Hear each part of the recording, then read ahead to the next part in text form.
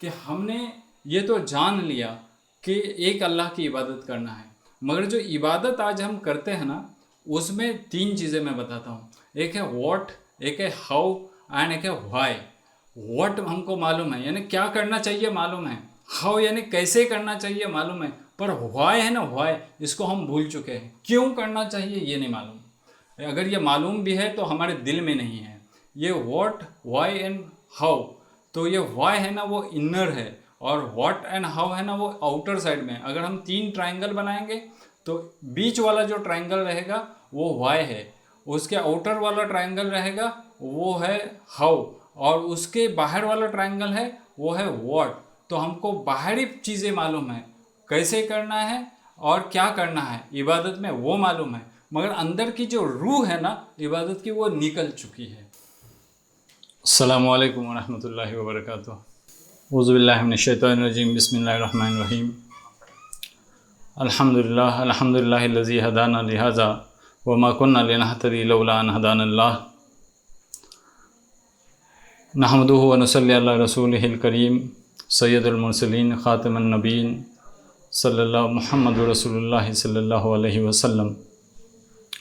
آج مجھے جو بات کرنے کے لیے کہا ہے وہ سیرت النبی پہ. ایکچولی اگر میں دیکھوں تو سیرت النبی پہ بات کرنا یعنی سراج کو یعنی سورج کو چراغ دکھانے کے برابر ہے، کیونکہ اللہ تعالیٰ نے ان کو چراغ کہا ہے، سورج کہا ہے. اب سورج کے سامنے چراغ کی اوقات ہی کیا ہے. تو جو کچھ میرے سمجھ میں آتا ہے قرآن کی روشنی میں وہ میں آپ کو سیرت النبی بتاتا ہوں. سیرت یعنی کیا؟ پہلی تو یہ بات ہوتی ہے، یعنی سیرت یعنی عادت یا طریقے زندگی گزارنے کا طریقہ، سلیقہ یا عادت، اس کو کہتے ہیں سیرت. کو بھیجتا ہے اور رسولوں کو اپنا میسیج دے کے بھیجتا ہے تاکہ تم مصیبتوں میں، آفتوں میں نہ پڑو، اور تاکہ تم دنیا میں اور آخرت میں فلاح پاؤ. اس لیے اللہ تعالیٰ رسولوں کو بھیجتا ہے اور اپنی کتابوں کو بھیجتا ہے. اور رسول کو جو وہ چنتا ہے، وہ رسول ان کے ریپریزنٹیٹیو ہوتے ہیں. ایک میں آپ کو اگزامپل دے کے سمجھاتا ہوں کہ رسول کیوں آتے ہیں، اللہ تعالیٰ وحی کے ذریعے کتابیں کیوں نازل کرتا ہے. اب اس کو اگر سمجھنا ہے ہمیں تو ایک مثال ایسی کہ جب الیکٹرانک چیز کوئی مارکیٹ میں آتی ہے نا، تب جب نئی چیز کوئی آتی ہے، جب موبائل بھی پہلے مارکیٹ میں آیا تھا تب ایسا ہوا کہ اس کے ساتھ ایک لیفلیٹ آتا ہے، اور وہ لیفلیٹ میں لکھا ہوا ہوتا ہے کہ اس کو کیسے استعمال کریں، اور وہ لیفلیٹ میں یہ بھی بتایا ہوا ہوتا ہے کہ اس کا پروٹیکشن کیسا کریں، اور اگر غلط استعمال کریں گے تو یہ خراب ہو جائے گا، اور اگر اس کی لانگیویٹی چاہتے ہیں، لائف زیادہ چاہتے ہیں تو اس کا صحیح استعمال کرنا چاہیے، اور تم کو سمجھنا چاہیے کہ اس کا صحیح استعمال کیا ہے. اس لیے لیفلیٹ بھیجا جاتا ہے. اتنا ہی نہیں بلکہ وہ کمپنی اپنے ریپریزنٹیٹیو بھی بھیجتی ہے. ہر سٹی میں ان کے ریپریزنٹیٹیو جاتے ہیں، اور ریپریزنٹیٹیو وہ لوگوں کو بتاتے ہیں کہ یہ الیکٹرانک چیز جو آئی ہے وہ اس کا استعمال کرنے کا صحیح طریقہ کیا ہے. اب اسی طریقے سے اللہ تعالیٰ نے، آپ کو ایسا لگتا ہے کہ یہ برہمانڈ، یہ جو یونیورس، یہ جو کائنات اللہ تعالیٰ نے بنایا ہے، اب اس کو بنانے کے بعد اللہ تعالیٰ نے ہم کو ایسے ہی چھوڑ دیا ہوگا؟ ہمارے لیے کچھ گائیڈ لائنس نہیں بھیجی ہوگی؟ یس، ہمارے لیے گائیڈ لائنس تو بھیجی ہے اللہ تعالیٰ نے. گائیڈ لائن یعنی لیفلیٹ بھیجا ہے. لیفلیٹ یعنی اللہ تعالیٰ کی کتابیں، جو 4 کتابیں اللہ تعالیٰ نے جو ہمیں معلوم ہے وہ بھیجی، اور بہت سارے صحیفے بھیجے ہیں جس میں گائیڈنس دیا ہے اللہ تعالیٰ نے کہ زندگی گزارنے کا صحیح طریقہ کیا ہے جو اللہ تعالیٰ کو پسند ہے.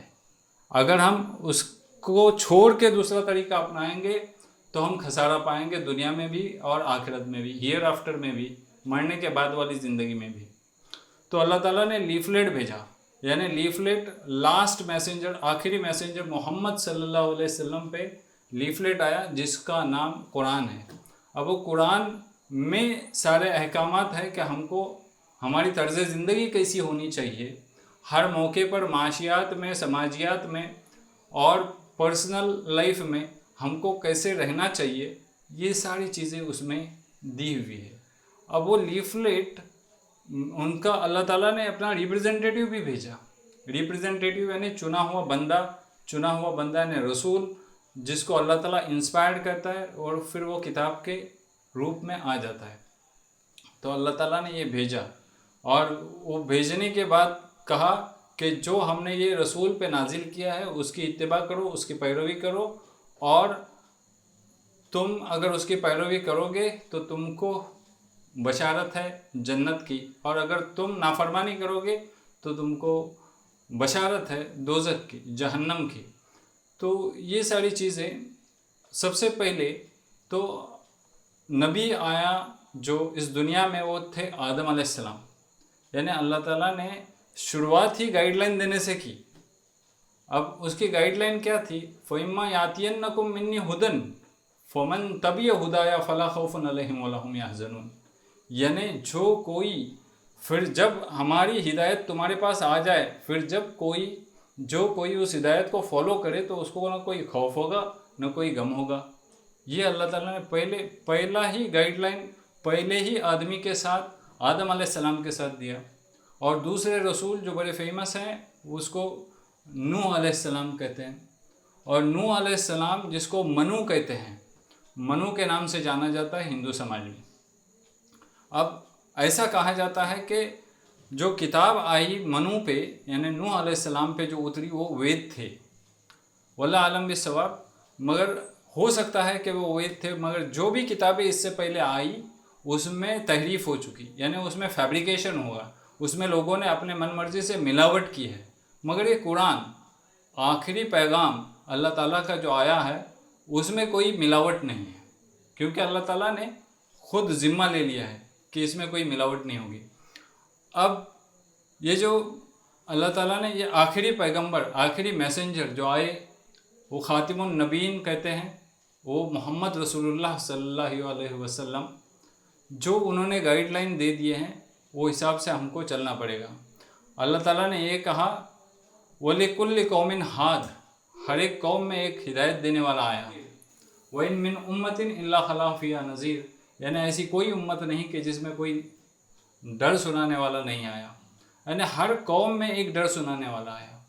اب ایسا بھی ہو سکتا تھا، اللہ بڑا حکیم ہے نا، کہ اگر اللہ تعالیٰ ان رسولوں کو نہیں بھیجتا تو کیا ہمارا حساب نہیں ہوتا تھا؟ کیا ہم اکاؤنٹیبل نہیں ہوتے تھے کہ ہم جو کچھ کر رہے ہیں، اچھے یا برے کام کر رہے ہیں، اس کا ہم کو حساب دینا نہیں ہوتا تھا؟ بالکل دینا ہوتا تھا، کیونکہ اللہ تعالیٰ نے اگر رسول بھی نہیں بھیجتا اور اگر کتابیں بھی نہیں بھیجتا تو بھی ہم کو حساب دینا تھا، کیونکہ اللہ تعالیٰ نے ہم کو 5 چیزیں دے کر بھیجا ہے۔ 5 اس میں سے ہوا سے خمسہ ایک، یعنی سماعت اور بصارت، یعنی ہم کو ایئرز دیا ہے، ہم کو بصارت دیا ہے یعنی نظر دیا ہے، آنکھ دیا ہے، بصیرت دیا ہے، انسائٹ دیا ہے، اور عقل دی ہے۔ یہ 3 چیزیں ہو گئی، اور ساتھ میں فَأَلْهَمَهَا فُجُورَهَا وَتَقْوَاهَا، کہ ہمارے اندر ودیت کیا ہے، اچھائی اور بھلائی اور برائی کے راستے کیا کیا ہیں وہ بتا دیا اللہ تعالیٰ نے۔ اور 5ویں چیز جو بتا دی ہے وہ ہے کہ اللہ تعالیٰ کی معرفت اور محبت، یہ ساری چیزیں ہمارے اندر ودیت کیا ہے اللہ تعالیٰ نے۔ اگر رسول بھی نہیں آتے، اگر کوئی کتاب بھی نہیں آتی تو بھی وی آر اکاؤنٹیبل، ہم اکاؤنٹیبل رہتے، اور ہم اکاؤنٹیبل ہیں آج بھی۔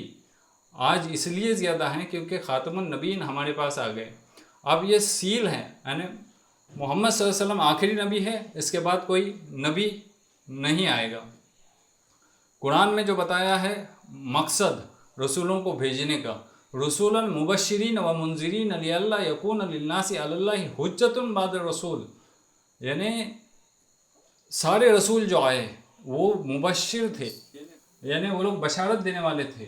کس کو بشارت دینے والے؟ جو لوگ آمنوا وعملوا الصالحات، جو لوگ ایمان لائیں گے اور نیک عمل کریں گے، ان کو بشارت ہے جنتوں کی، ان کو بشارت ہے بالا خانوں کی، ان کو بشارت ہے باغات کی جس کے نیچے نہریں بہتے ہیں، ان کو بشارت ہے سلام کی، فرشتوں کے ذریعے سلام کی۔ اور جو لوگ اللہ تعالیٰ کو نہیں ڈرتے، اور یہ لوگ منذرین ہیں، منذرین یعنی ڈر سنانے والے، اور جو اللہ تعالیٰ سے ڈرتے نہیں، ان کے ڈرانے کے باوجود تو وہ کفر میں رہتے ہیں، معاصی میں رہتے ہیں، گناہ کے کام کرتے ہیں، تو اللہ تعالیٰ نے ان کو بھی بشارت دی ہے، ان کو بھی خبردار کیا ہے کہ یاد رکھو کہ تم کو نار ہے، آگ ہے، اور آگ میں جلنا ہوگا۔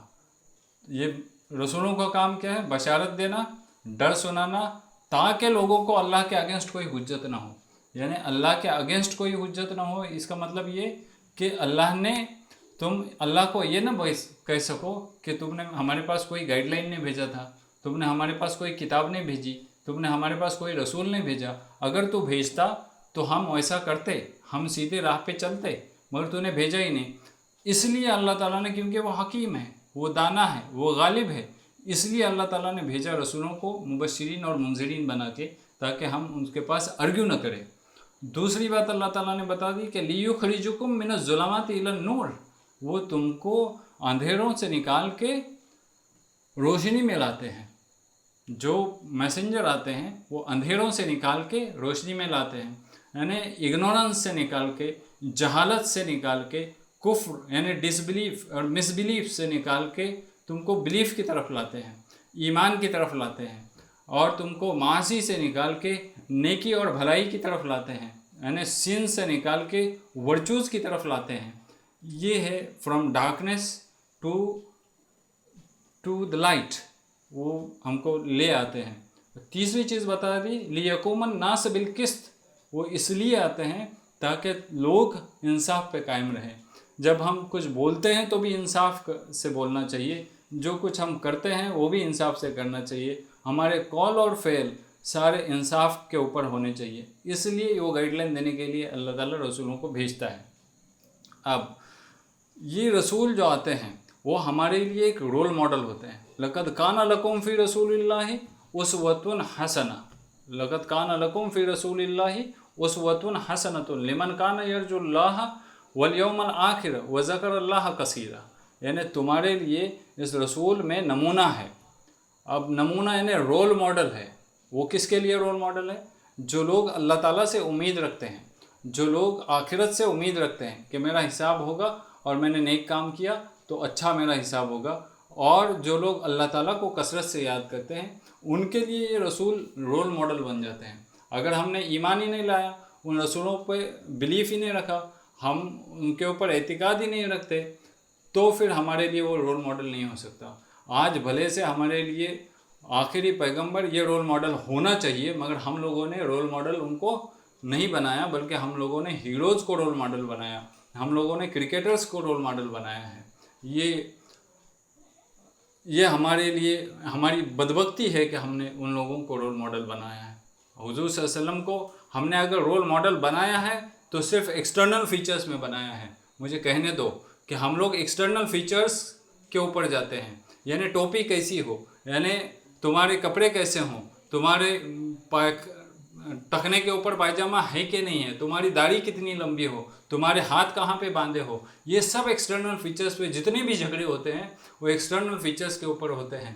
اللہ نے رسولوں کو اس لیے بھیجا، رول ماڈل اس لیے بنایا ہے ان کو کہ ہم ان کے اندر جو اخلاقیات تھے ان کو لے لیں، نہ کہ ایکسٹرنل فیچرز کو۔ ڈیفینیٹلی ایکسٹرنل فیچرز کو بھی امپورٹنس ہے، وہ اپنی جگہ پر ہے، مگر جب تک اندرونی چینجز نہیں آتے ہمارے اندر، تب ایکسٹرنل فیچرز اللہ کے نزدیک کچھ کام کے نہیں ہیں۔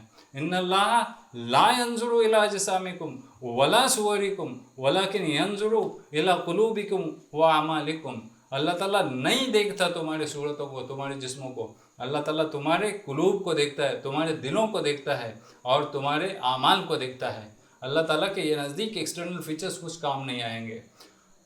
تو در حقیقت یہ ہمارے لیے نمونہ ہے، اور تو ہمیں کیا کرنا چاہیے؟ ان کی اتباع کرنی چاہیے، ان کی پیروی کرنی چاہیے، ان کی نافرمانی نہیں کرنی چاہیے۔ انہوں نے جو کہا ہے کرنے کے لیے وہ کرنا چاہیے، جن سے انہوں نے منع کیا ہے اسے روکنا چاہیے، ان کی عزت کرنی چاہیے، توقیر کرنی چاہیے، ان کو رسپیکٹ کرنا چاہیے، اور ان پہ ایمان لانا چاہیے۔ یہ ساری چیزیں ہم کو کرنی چاہیے۔ اب قرآن کی روح سے اگر میں دیکھوں کہ سیرت میں میرے کو بہت سارے اخلاقیات ملے ہیں، مگر سب کے سب ہم بیان نہیں کر سکتے۔ جب حضرت عائشہ سے کسی نے پوچھا کہ حضور صلی اللہ علیہ وسلم کے اخلاق کیسے تھے، تو انہوں نے کہا کانا خلقہ القرآن، کیا تم نے قرآن نہیں پڑھا؟ قرآن میں جتنے اخلاقیات ہیں سب حضور صلی اللہ علیہ وسلم کے ہی تو ہیں۔ تو یہ سارے اخلاقیات یعنی قرآن کا مجسمہ ہمارے سامنے رول ماڈل یہ حضور صلی اللہ علیہ وسلم ہیں۔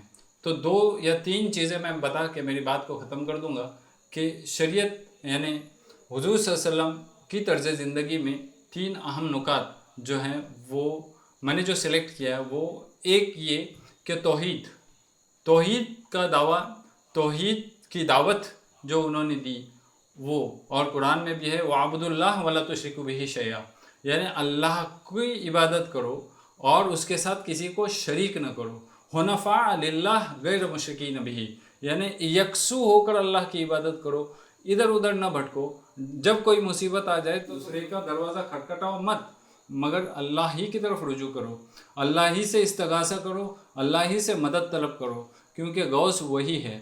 اور جب بھی تم خوش ہو تو بھی اللہ ہی کا شکر ادا کرو، جب مصیبت آئے تب تم اللہ کے لیے صبر کرو، اور جب خوشی مل جائے تب اللہ کے لیے شکر کرو، اللہ کا شکر کرو۔ اور کہا وَاذْكُرِ اسْمَ رَبِّكَ وَتَبَتَّلْ إِلَيْهِ تَبْتِيلًا، یعنی اللہ کا نام لے لو، اس کا ذکر کرو، اور اللہ کے نام کا ذکر کرو، تمہارے رب کے نام کا ذکر کرو، اور ساتھ میں وَتَبَتَّلْ إِلَيْهِ تَبْتِيلًا، devote yourself with a full devotion, یعنی کمپلیٹلی اپنے آپ کو وقف کر لو، یکسو ہو جاؤ اس کے لیے، اور دوسرا کچھ نہیں سوچنا چاہیے ہمیں۔ وَعْبُدُوا اللَّهَ وَلَا تُشْرِكُوا بِهِ شَيْئًا وَبِالْوَالِدَيْنِ إِحْسَانًا، یہ 4-5 جگہ پہ دیا ہے۔ جب بھی اللہ کے ساتھ کسی کو شریک نہیں کرنا یہ کہا ہے، تب اللہ تعالیٰ نے کہا ہے کہ تمہارے والدین کے ساتھ نیکی کا سلوک کرو۔ اب والدین کے ساتھ والدین کو جھڑکو نہیں، بلکہ ان کے لیے دعا کرو، جیسا کہ ہماری انہوں نے پرورش کی ہے، رب ارحمہما کما ربیانی صغیرا، بچپن میں جیسی ہماری پرورش کی ہے تو بھی ان کی ویسا ہی خیال رکھ۔ تو اللہ تعالیٰ نے یہ کہا، جتنے بھی رسول آئے انہوں نے یہ کہا وَعْبُدُوا اللَّهَ وَأَطِیعُونِ، یعنی تم اللہ کی عبادت کرو اور ہماری پیروی کرو، ہماری پیروی کرو گے اور اللہ کی عبادت کرو گے، صرف اکیلے اللہ کی عبادت کرو گے تو تمہارے لیے دنیا میں بھی فلاح ہے، دنیا میں بھی کامیابی ہے اور آخرت میں بھی کامیابی ہے۔ اچھا، ایک جو بات میں بتانا چاہتا ہوں کہ ہم نے یہ تو جان لیا کہ ایک اللہ کی عبادت کرنا ہے، مگر جو عبادت آج ہم کرتے ہیں نا، اس میں 3 چیزیں میں بتاتا ہوں، ایک ہے واٹ، ایک ہے ہاؤ اینڈ ایک ہے وائی۔ واٹ ہم کو معلوم ہے، یعنی کیا کرنا چاہیے معلوم ہے، ہاؤ یعنی کیسے کرنا چاہیے معلوم ہے، پر وائی ہے نا، وائی اس کو ہم بھول چکے ہیں، کیوں کرنا چاہیے یہ نہیں معلوم۔ اگر یہ معلوم بھی ہے تو ہمارے دل میں نہیں ہے۔ یہ واٹ، وائی اینڈ ہاؤ، تو یہ وائی ہے نا وہ انر ہے، اور واٹ اینڈ ہاؤ ہے نا وہ آؤٹر سائڈ میں۔ اگر ہم 3 ٹرائنگل بنائیں گے تو بیچ والا جو ٹرائنگل رہے گا وہ وائی ہے، اس کے آؤٹر والا ٹرائنگل رہے گا وہ ہے ہاؤ، اور اس کے باہر والا ٹرائنگل ہے وہ ہے واٹ۔ تو ہم کو باہری چیزیں معلوم ہے کیسے کرنا ہے اور کیا کرنا ہے عبادت میں، وہ معلوم ہے، مگر اندر کی جو روح ہے نا عبادت کی وہ نکل چکی ہے۔ جیسے کہ حضور صلی اللہ علیہ وسلم نے فرمایا وَعْبُدُوا اللَّهَ كَأَنَّكَ تَرَاهُ فَإِن لَّمْ تَكُن تَرَاهُ فَإِنَّهُ يَرَاكَ، یعنی تم اللہ کی ایسی عبادت کرو کہ جیسے کہ وہ تمہیں دیکھ رہا ہے۔ تو دیکھو میں آپ کو بتاتا ہوں، کیا ایک ریاست کے 2 بادشاہ ہو سکتے ہیں؟ اگر نہیں تو اس کا مطلب یہ کہ یہ ساری کائنات کا مالک ایک ہی ہے، جس نے، اگر آپ کسی کو بھی پوچھو یہ کائنات کو بنایا کس نے، یہ یونیورس کو کس نے بنایا، تو وہ کہے گا اللہ تعالیٰ نے بنایا۔ اگر اللہ تعالیٰ نے بنایا ہے تو ساری ملکیت اس کی ہو گئی، اگر ساری ملکیت اس کی ہو گئی تو سارا حکم بھی اس کا ہی چلنا چاہیے، دوسرے کسی کا حکم نہیں چلے گا۔ آج تک ہم جس کی عبادت کرتے ہیں، آج تک جو لوگ اوروں کی عبادت کرتے ہیں، تو ذرا ان کو سوچنا چاہیے کہ کیا وہ ایک مکھی بھی بنا سکتے ہیں؟ کیا وہ کبھی بیج کو پھاڑ کے اس سے پودا بھی نکال سکتے ہیں؟ ان کے ہاتھ میں کچھ نہیں ہے۔ کیا وہ بارش کو حکم دے کے بارش کو رکا سکتے ہیں یا بارش کو لا سکتے ہیں؟ کیا کسی کو موت دے سکتے ہیں؟ نہیں دے سکتے۔ اگر نہیں دے سکتے تو ان کے ہاتھ میں کچھ پاور نہیں ہے۔ جو لوگ اللہ کو چھوڑ کے کسی اور کی عبادت کرتے ہیں ان کے لیے میں کہہ رہا ہوں، اگر ہم کو کسی نے پوچھا کہ تمہارے باپ کتنے ہیں تو ہم کیا جواب دیں گے؟ ہمارے باپ 2 ہیں؟ نہیں۔ کیوں نہیں؟ ہمارے پاس کوئی پروف ہے باپ ہے اس کا؟ کیونکہ ہم کو صرف یہ بتا دیا ہے کہ باپ تمہارا یہ ہے، کیونکہ وہ ہماری پرورش کرتا ہے، ہمارے اوپر خرچ کرتا ہے، اور لوگوں نے کہا اور انہوں نے بھی کہا کہ میں تمہارا باپ ہوں، اس لیے ہم کو یہ پروف ہے کہ یہ ہمارا باپ ہے، ورنہ ہمارے پاس کچھ پروف ہی نہیں ہے۔ ویسے ہی अल्लाह ताला को हमने आज तक देखा तो नहीं है, मगर हमारे पास प्रूफ के लिए अल्लाह ताला के बहुत सारे निशानियां हैं। क्या हम ये नहीं देखते कि चांद कैसे निकलता है? क्या हम ये नहीं देखते कि सूरज कैसे निकलता है और ग्रुप कैसे होता है? क्या हम ये नहीं देखते कि बारिश कैसे आसमान से निकलती है, कैसे भाप बन के पानी ऊपर चढ़ता है? क्या हम ये नहीं देखते कि समंदर का पानी पूरा खारा है? क्या हम ये नहीं देखते कि पानी के अंदर मछलियाँ जिंदा हैं? क्या हम ये नहीं देखते? ये सारी साइंस अल्लाह ताला की मौजूद है, और ये साइंस बताती है कि there is one supreme power, और वो सुप्रीम पावर ही सब कुछ चलाता है, वही से हमको ज़िंदा रखता है, और वही हमको मौत देता है, वही हमको रिस्क देता है। ये सुप्रीम पावर की इबादत करने के लिए हुजूर सल्लल्लाहु अलैहि वसल्लम ने कहा है। तो अगर ऐसा हो कभी कि हमारे घर में अंकल भी हैं और हमारे घर में बाप भी है, अगर हम हमारे बाप को छोड़ के जो कुछ हमको मांगना है हम अंकल के पास मांगे, अगर हम अंकल को ज़्यादा रिस्पेक्ट दें बाप को छोड़ के, तो बाप को कैसे लगेगा? वैसे ही हाल हमारा है। अगर हमने अल्लाह को छोड़ के किसी और को माबूद बना लिया, किसी बुत परस्ती में लगे रहे, किसी आइडल को वर्शिप करने में लगे रहे और उसी को बड़ा समझने लगे, तो ये मिसाल जो मैंने दे दिया कि हम बाप को छोड़ के अंकल के पास जा रहे हैं, तो बाप को तो बुरा लगेगा ही।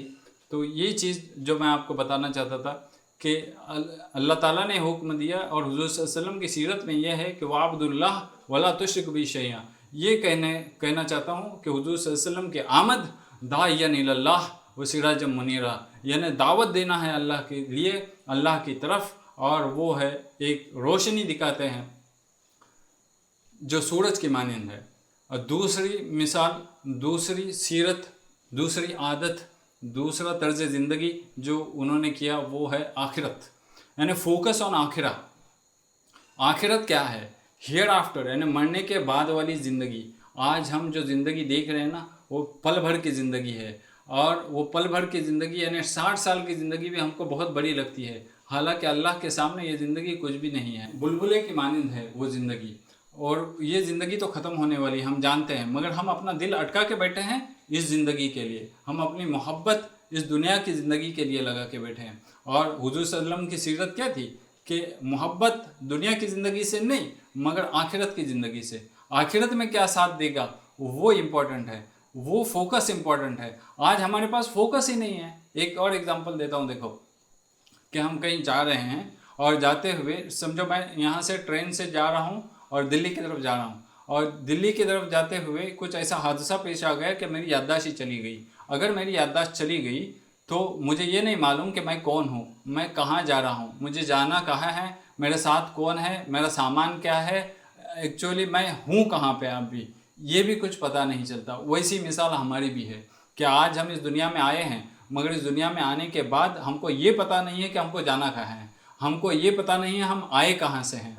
तो उन्होंने ये कहा क़ालू इन्ना लिल्लाहि व इन्ना इलैहि राजिऊन, कि हम अल्लाह ही के लिए हैं और अल्लाह ही की मिल्कियत है और उसी की तरफ लौट के जाने वाले हैं। ये आखिरत का फोकस जो हुजूर सल्लल्लाहु अलैहि वसल्लम ने हमको दिया है। यानी we should not be possessive in our life कि ये मेरा, ये मेरा, ये घर मेरा, ये प्रॉपर्टी मेरी, ये ज़मीन मेरी, ये जायदाद मेरी, ये ओहदा मेरा।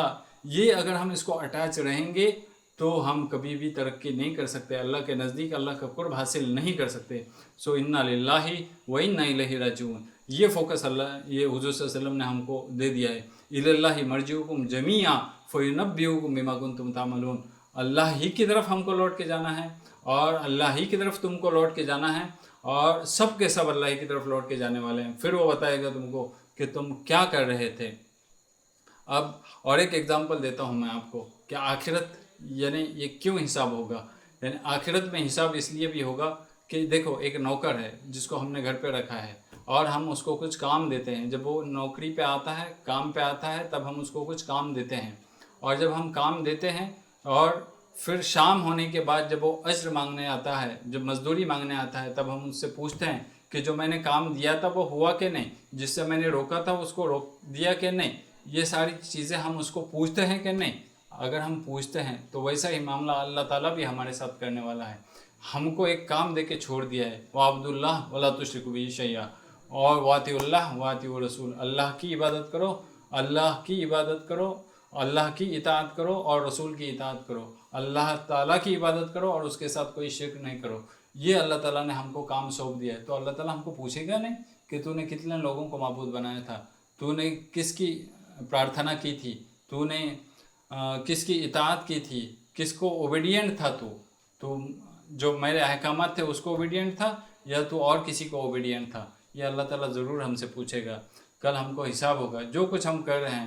وَمَن يَعْمَلْ مِثْقَالَ ذَرَّةٍ خَيْرًا يَرَهُ وَمَن يَعْمَلْ مِثْقَالَ ذَرَّةٍ خَيْرًا يَرَهُ وَمَن يَعْمَلْ مِثْقَالَ ذَرَّةٍ شَرًّا يَرَهُ.